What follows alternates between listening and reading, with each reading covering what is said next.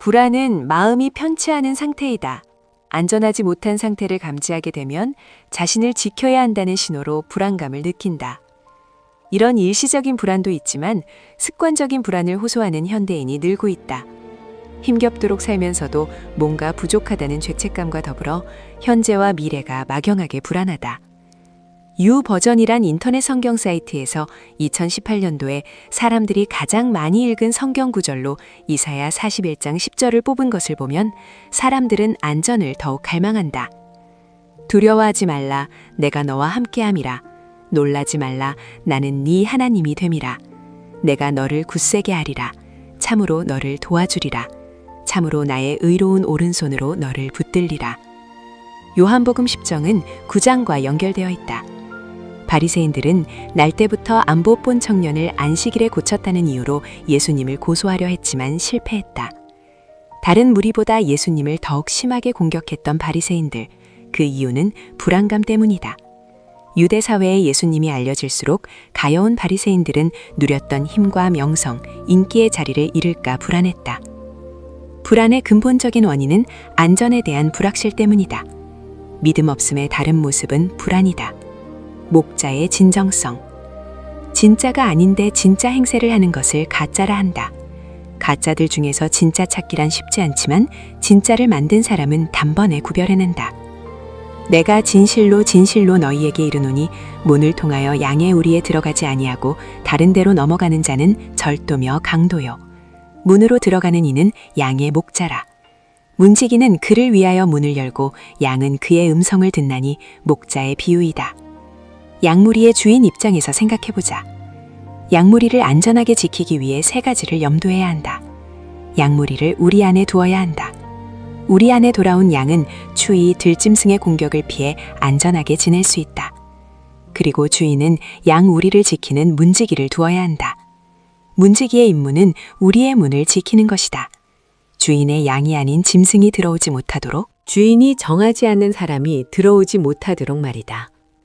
주인이 심사숙고하여 목자를 정한다. 양무리를 자신의 양처럼 따뜻하고 책임감 있게 돌보는 일에 헌신할 수 있는 사람, 그래서 믿을 수 있는 사람을 목자로 지정한다.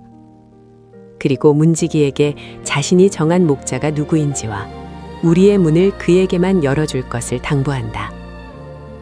따라서 누가 진짜 목자인지는 양의 우리 앞에서 가려진다.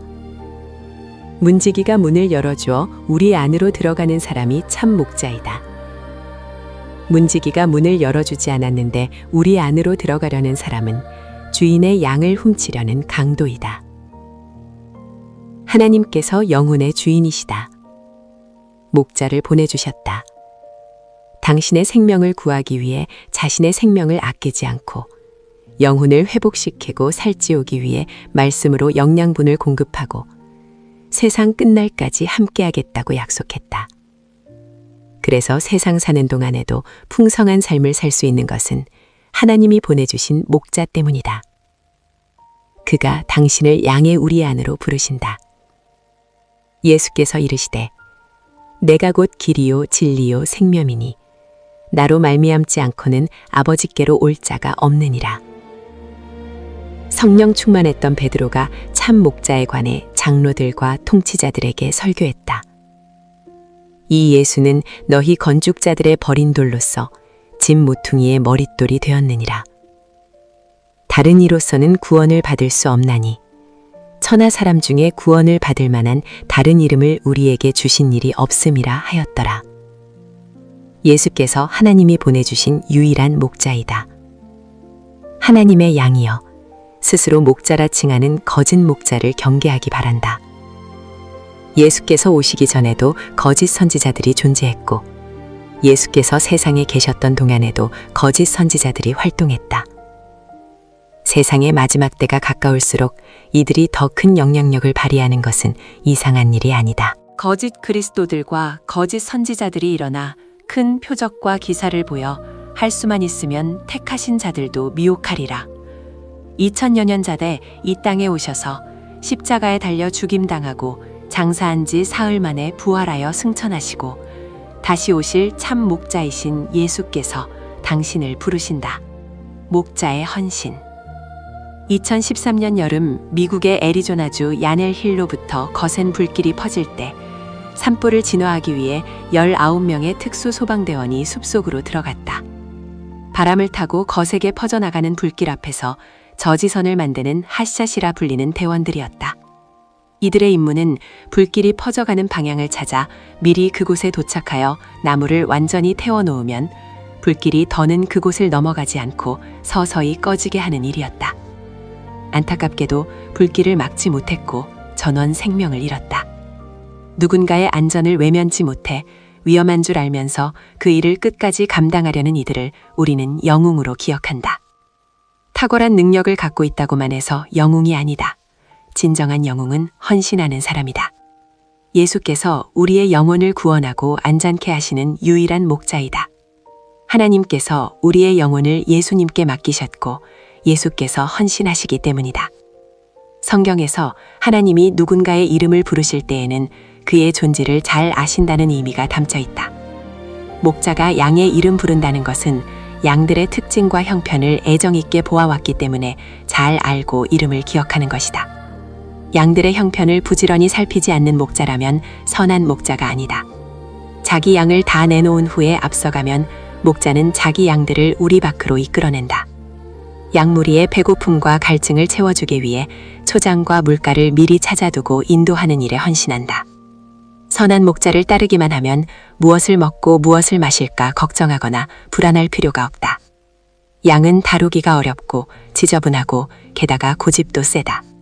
목자의 일은 위험하기까지 하다. 그럼에도 불구하고 목자의 일을 한다면 둘 중에 하나이다. 주인에게 큰 보수를 받는 목자, 혹은 선한 목자이기 때문이다. 그러면 어떻게 삭군과 선한 목자를 구별할 수 있는가?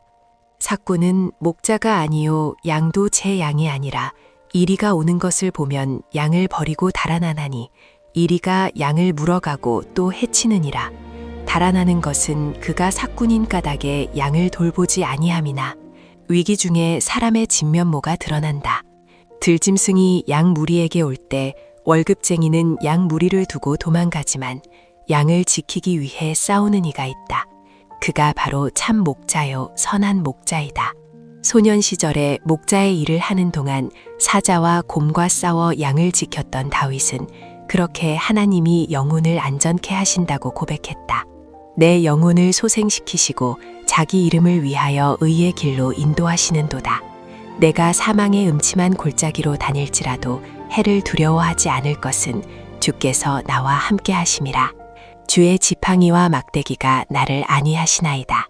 양 무리를 지키려 끝까지 인도하는 이가 선한 목자이다. 양들이 그의 음성을 아는 고로 따라오되 타인의 음성은 알지 못하는 고로 타인을 따르지 아니하고 도리어 도망하느니라. 들판을 다니다가 지쳐서 뒤처진 녀석, 한눈 팔다가 길 잃은 녀석, 물가에서 균형을 잃고 자빠져 몸을 주체하지 못하는 녀석, 호기심에 이끌려 숲속에 들어가 길을 잃은 녀석, 바위 밑에서 우는 녀석, 별의별 양들이 있을 것이다. 양이 사라진 사실을 알게 된 목자는 무엇을 해야겠는가? 한심하다고, 더는 돌보고 싶지 않다고 한숨을 쉬거나 불평하는데 시간을 허비하지 않는다. 양을 마지막 본 장소가 어디인지 기억해내고 이름을 애타게 부르며 찾아 나선다. 예수께서 생명을 바친 십자가를 바라보면 당신도 다윗과 같이 고백할 수 있다. 주께서 내 원수의 목전에서 내게 상을 차려주시고 기름을 내 머리에 부으셨으니 내 잔이 넘치나이다. 내 평생의 선하심과 인자하심이 반드시 나를 따르리니 내가 여호와의 집에 영원히 살리로다. 아이들이 차를 운전할 수 있게 되니 내 몸은 편해졌지만 간혹 늦은 시간이 되어도 집에 들어오지 않으면 불안하다. 자식들이 이런 부모 마음을 알아주고 일찍 들어오면 좋겠지만 늦은 시간에 들어올 때면 현관 밖에 등을 켜놓고 안전한 귀가를 위해 기도하는데 마음이 찡했다. 이처럼 내 인생길에도 진리의 등을 밝혀두고 좌로나 우로나 치우치지 않고 안전하게 아버지 집에 도착할 수 있도록 일하시는 예수님의 강렬한 사랑, 다 헤아릴 수 없는 헌신을 느꼈다. 못난 아버지도 자식을 사랑하는데 하물며 자신의 아들까지 희생시킨 하나님 아버지께서 당신을 사랑하시니 당신은 확실히 안전하다. 내가 평안히 눕고 자기도 하리니 나를 안전히 살게 하시는 이는 오직 여호와이시니이다. 아무리 큰 문제도 하나님보다 크지 않음을 믿는가? 어떤 상황 속에서도 양 무리가 누울 집과 일용한 양식을 공급해 주실 수 있는 하나님이심을 믿는가? 굶주림의 때가 있다. 혹독한 광야의 때가 있다. 환란의 때가 올 것이다. 그때에 당신을 부르는 선한 목자의 음성은 더욱 클 것이다.